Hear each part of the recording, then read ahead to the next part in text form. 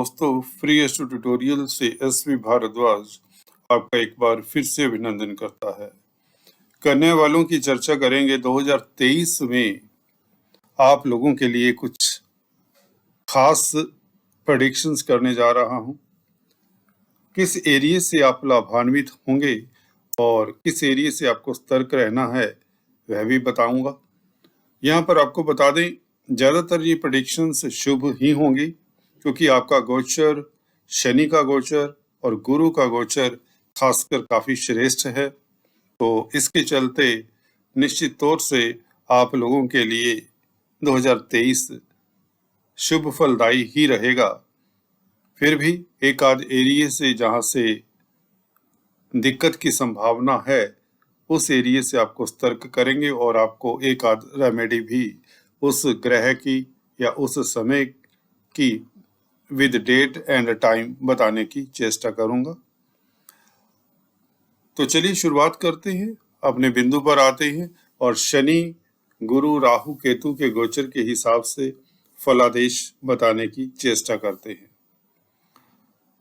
देखिए, शनि 17 जनवरी से कुंभ राशि में शिफ्ट हो जाएंगे 2023 को। मूल त्रिकोण साइन है, कुंभ राशि में अच्छा फल देते हैं। वैसे भी क्रूर ग्रह हैं, उपज स्थान में यहाँ पर बहुत बली होते हैं। आपको बता दें, जो लोग एस्ट्रोलॉजी सीख रहे हैं उनके लिए बताना चाहूँगा, शनि जब भी आपकी राशि से तृतीय स्थान में या 6th हाउस में या 11th हाउस में, ये तीनों उपज स्थान कहलाते हैं, जब भी आपकी राशि से 3, 6, 11 में आते हैं तो आप लोगों की मुरादें पूरी करते हैं, आपकी मनोकामनाएं पूर्ण करते ही करते हैं। यह सत्य वचन है, अटल सत्य है। तो किस एरिया से करेंगे उसकी चर्चा करते हैं और यह प्रेडिक्शंस के रूप में आप नोट भी कर सकते हैं और मेरे साथ साल भर आप जैसे बने रहते हैं, आप उसके बारे में, प्रेडिक्शंस के बारे में चर्चा कर सकते हैं, कमेंट करके बता सकते हैं, व्हाट्सएप करके आप बता सकते हैं कि कहाँ पर यह प्रेडिक्शन सही गई और कहाँ पर उसमें त्रुटि रह गई। तो चलिए शुरुआत करते हैं। शनि का गोचर जैसे कि बताया 17 जनवरी से कुंभ राशि में आ जाएंगे, अति शुभ होंगे। और गुरु की बात कर लें, गुरु 22 जुलाई तक सप्तम स्थान में मीन राशि में ही रहेंगे, 22 अप्रैल तक, सॉरी। उसके पश्चात यह मेष राशि में अष्टम स्थान में राहु के साथ गोचर करेंगे। राहु केतु आपके अष्टम स्थान में राहु रहेंगे और केतु रहेंगे आपके द्वितीय स्थान में, परंतु यह भी ट्रांजिट कर जाएंगे, शिफ्ट हो जाएंगे। सप्तम स्थान में राहु आ जाएंगे मीन राशि में और यह 23 अक्टूबर को शिफ्ट होंगे। केतु आप लोगों के लगन में आ जाएंगे, पहले भाव में आ जाएंगे 23 अक्टूबर को, तो उसकी भी चर्चा करेंगे। इस अवधि में अक्टूबर तक किस तरह का प्रभाव देते हैं राहु केतु और उसके पश्चात अक्टूबर, नवंबर, दिसंबर 2023 में राहु केतु का भी प्रभाव जानेंगे। तो चलिए शुरुआत करते हैं। शनि, दोस्तों शनि का प्रभाव अगर हम जाने 6th हाउस में जब भी होते हैं तो आप लोगों के स्वास्थ्य में इम्प्रूवमेंट होती है। एक बात यह आप नोट कर सकते हैं, जिन लोगों को किसी तरह का शारीरिक रोग कष्ट है, मानसिक रोग कष्ट है, किसी तरह की भी तनाव है, वह दूर करता है शनि। दूसरी बात, कर्जे से आपको बहुत बड़ी निजात देने वाले हैं शनि।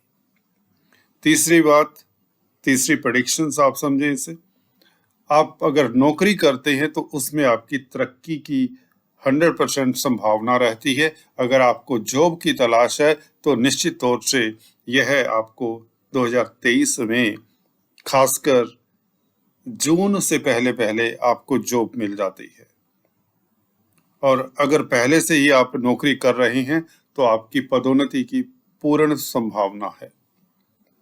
अब दृष्टियों की बात करें दोस्तों, और बिजनेस, यहाँ पर जो बिजनेस करते हैं, व्यापारी हैं, उनका बिजनेस एक्सपेंड करता है। अगर आपका बिजनेस ठप पड़ा है या नहीं चल रहा तो यह बिजनेस गतिशील हो जाता है। इसे भी आप प्रेडिक्शन के रूप में मान सकते हैं।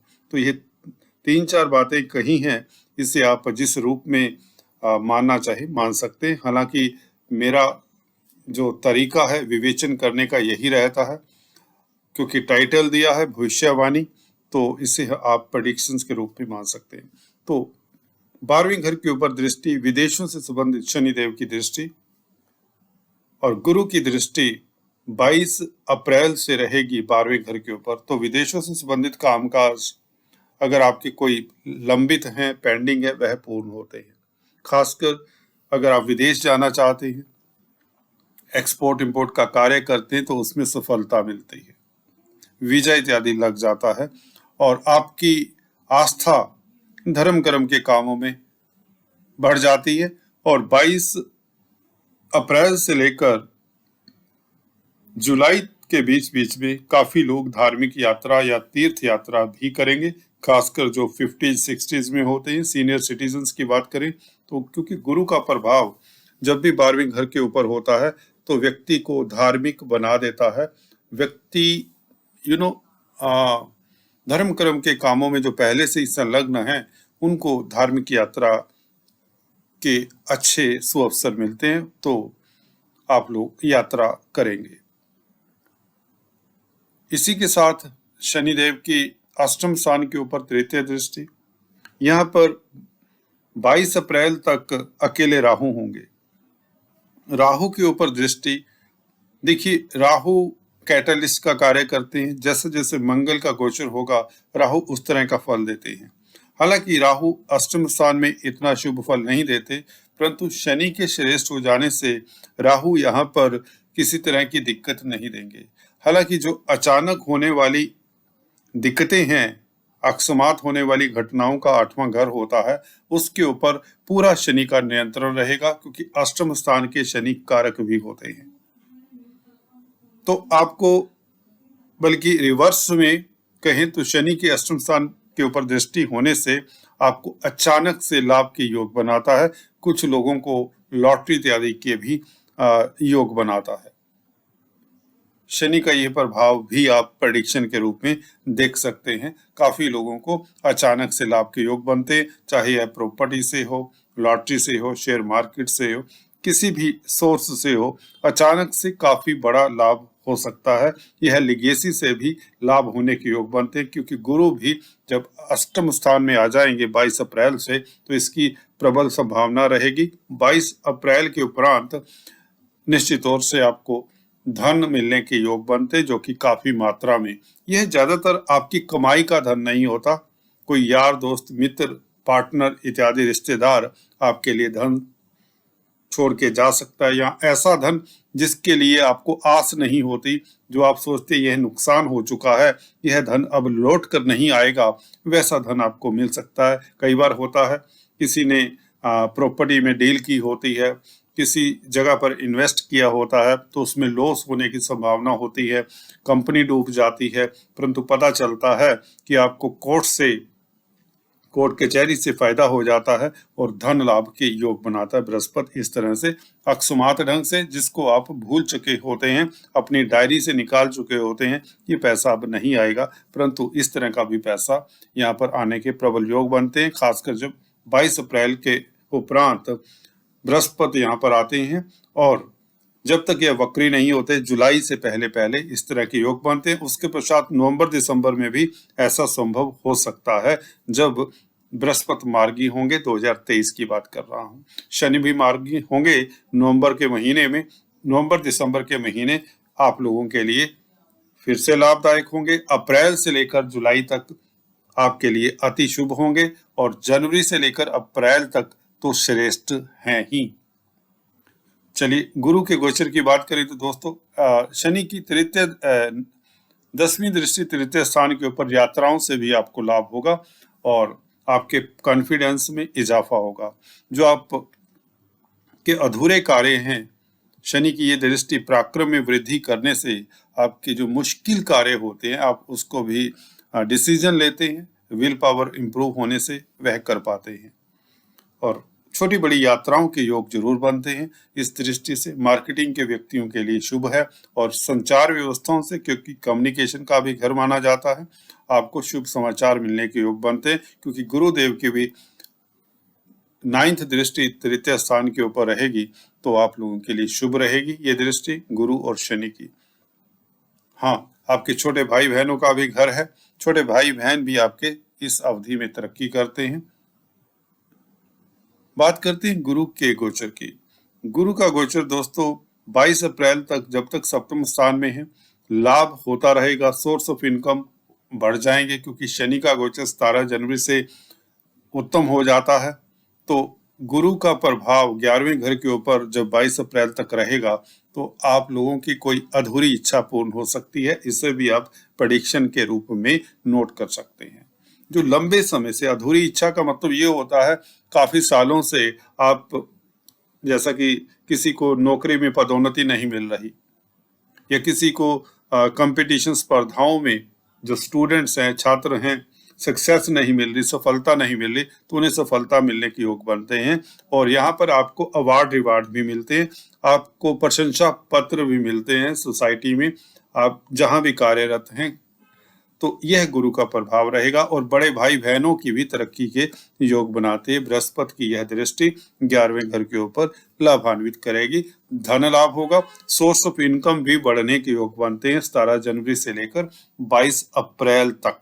इस अवधि में यह एक प्रेडिक्शन के रूप में देख सकते हैं। सोर्स ऑफ इनकम आपका जरूर बढ़ेगा, कोई मनोकामना आपकी अधूरी इच्छा कहें तो काफी समय से जो लंबित है पूर्ण हो सकती है, बल्कि 99% इसकी संभावना प्रबल है। जैसे कि आप लोगों की ये इच्छा होती है, किसी का मकान बनवाने की इच्छा है, किसी की कैरियर को लेके कोई दिक्कत है, स्टडीज को लेकर वह भी पूर्ण होती है, किसी को बिजनेस नया एस्टेब्लिश करने की कोई इच्छा है तो वह भी पूर्ण होती है, बच्चों की शादी का इशू है वह भी पूर्ण होता है। आप संतान की तरफ से भी सुकून में रहेंगे, क्योंकि संतान के घर के ऊपर कोई भी अशुभ प्रभाव मैं नहीं देखता इस साल 2023 में। तो इस तरह का, और गुरु का प्रभाव आपके पहले भाव के ऊपर अभी पड़ ही रहा है और 2023 17 जनवरी से जैसे शनि का गोचर शुभ होता है तो गुरु का भी यहाँ पर आपको बता दें गोचर, गुरु की दृष्टि के कारण आप प्रज्ञावान दूरदृष्टा हो जाते हैं, आपकी प्लानिंग, आपके प्रोग्राम्स सिरे चढ़ते हैं, आप एडवाइजर हो जाते हैं, या यूं कहें आपका कद बढ़ता है सोसाइटी में, आपको उच्च पद पर नामांकित किया जा सकता है 22 अप्रैल तक, या यूं कहें प्रमोशन के प्रबल योग हैं। ये दृष्टि भी जो 11th हाउस के ऊपर है वह भी यही बताती है। तो है ना बहुत सरल प्रेडिक्शंस करना। और 22 अप्रैल के बाद जैसे कि बताया 12वें घर के ऊपर दृष्टि, धार्मिक यात्रा के योग, धर्म कर्म के कामों में आपकी रुचि बढ़ सकती है, विदेशों से लाभ होता है, मल्टीनेशनल कंपनी में जो कामकाज करते हैं 22 अप्रैल से लेकर जून तक शनि की भी दृष्टि रहेगी 12वें घर के ऊपर, तो आपको विदेशों से संबंधित कामकाज में सफलता, विदेशी कंपनियों में नौकरी पाने में सफलता, एक्सपोर्ट इंपोर्ट का कार्य करने में सफलता, यह भी प्रेडिक्शन 100% निश्चित है ये होगा। अगर आप आर्टिस्ट हैं, क्रिएटिव व्यक्ति हैं, अकल्टिस्ट हैं तो भी आप लाभान्वित होते हैं और आपके खर्चों के ऊपर नियंत्रण होता है। अगर आप हॉस्पिटल्स में कामकाज करते हैं तो भी आपको तरक्की मिलती है, आपको अवार्ड रिवार्ड मिलते हैं। मेडिकल फील्ड से संबंधित लोगों के लिए भी समय श्रेष्ठ रहेगा। और दूसरे घर के ऊपर बृहस्पति की इस बीच दृष्टि रहेगी केतु के ऊपर, तो पारिवारिक स्थितियां उत्तम रहेंगी, परिवार में कोई फंक्शन इत्यादि होने के योग बनते हैं। आप स्पीच से काफी धन कमाएंगे। अगर आप किसी तरह के काउंसलर, कंसल्टेंट, टीचर हैं तो आपके पास धन आने के प्रबल योग बनते हैं। और पारिवारिक स्थितियां 2022 के अनुपात में देखें तो 2023 में अति श्रेष्ठ हो जाती है और धन संचय के प्रबल योग बनते हैं, क्योंकि धन के कारक है बृहस्पति। और धन स्थान को देखेंगे तो आप ये नोट कर सकते हैं कि धन आपके पास काफी मात्रा में रहेगा, जिससे धन संचय होगा, आपके एसेट्स बढ़ेंगे। कोई मकान पे इन्वेस्ट करेगा, कोई मकान परचेज करेगा, कोई दुकान परचेज करेगा, कोई शेयर्स, कोई म्यूचुअल फंड्स में इन्वेस्ट करेगा, आदि इत्यादि आपकी संसारिक उपलब्धियां बढ़ती हैं। गुरु का प्रभाव 4th हाउस के ऊपर भी रहेगा, तो जमीन जायदाद का घर है, आपकी माता का घर है, माता का स्वास्थ्य उत्तम रहेगा, माता के साथ विचारों में मतभेद दूर होते हैं, पेरेंटल प्रॉपर्टी का सुख मिलता है।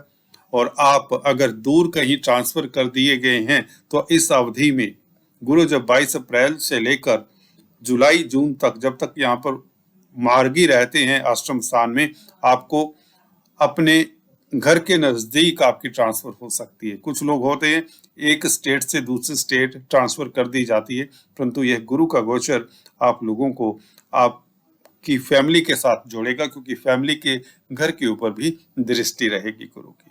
तो इसे भी आप एक प्रेडिक्शन के रूप में जान सकते हैं, जो निश्चित तौर से होगा। जो अपने घर के नजदीक आना चाहते हैं, घर से दूर हैं, उन्हें मौका मिलेगा। खासकर जो विदेशों में होते हैं, वह होम कमिंग वाली बात होती है, अपने देश में यात्रा कर सकते हैं, फैमिली कुटुंब के साथ कुछ समय बिता सकते हैं।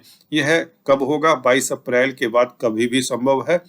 और यह आप लोगों को बता दें, बैंक बैलेंस बढ़ाता है बृहस्पति का यह प्रभाव दूसरे घर के ऊपर, और पारिवारिक स्थितियां उत्तम रहती है। कुटुंबी जनों के साथ, रिश्ते नातेदारों के साथ आपका अच्छा समय बीतता है। घर में फंक्शन इत्यादि हो सकता है, कोई धार्मिक फंक्शन कृत्य हो सकता है, कोई बच्चे की शादी हो सकती है, कुछ भी कोई एनिवर्सरी सेलिब्रेट कर सकते हैं, आदि इत्यादि। इस तरह के शुभ कार्य संपन्न हो सकते हैं। 4th हाउस के ऊपर दृष्टि, आप वाहन परचेज कर सकते हैं, नई गाड़ी, नया भवन, नई प्रॉपर्टी, जमीन जायदाद, फ्लैट, प्रॉपर्टी, मकान इत्यादि बनने के निश्चित योग हैं। प्रॉपर्टी से या यूं कहें आपको लाभ के प्रबल योग हैं। पेरेंटल प्रॉपर्टी का विवाद भी खत्म होता है। तो राहु केतु की चलते चलते चर्चा कर रहे हैं। यह 9 अक्टूबर 23 तक यहीं पर रहेंगे। देखिए, जब तक 2022 में राहु थोड़ी दिक्कतें जरूर देते रहे, परेशानियों के कारण बन जाते हैं। एक राहु क्या है? छाया ग्रह है, एक छाया है, और अष्टम स्थान में बैठकर ये छाया आपको भ्रमित करती रही है 22 में, और करती रहेगी एंड तक। जी हाँ दोस्तों, जब तक शनि की दृष्टि इनके ऊपर नहीं पड़ती या गुरु का साथ नहीं मिलता, राहु थोड़ी दिक्कत का कारण बनते रहे हैं। और खासकर जब शनि का प्रभाव होगा राहु के ऊपर, हालांकि देखिए शनि की दृष्टि मैलिफिक होती है, परंतु अपनी राशि से जब शनि शुभ होते हैं, यहाँ पर शनि का प्रभाव वैसे भी अष्टम स्थान के ऊपर उत्तम होता है। तो राहु 2023 में आपको दिक्कत नहीं देंगे, और जब यहाँ पर आ जाएंगे तो पार्टनरशिप में विवाद हो सकता है। मियाँ बीवी को अपने संबंधों को थोड़ा सा संभाल कर रखना चाहिए, एडजस्टमेंट के साथ चलना चाहिए। और केतु का यहाँ पर गोचर 23 अक्टूबर से आप लोगों की एम्बिशन जो होती है उसको कैटालिस्ट का काम करते हैं।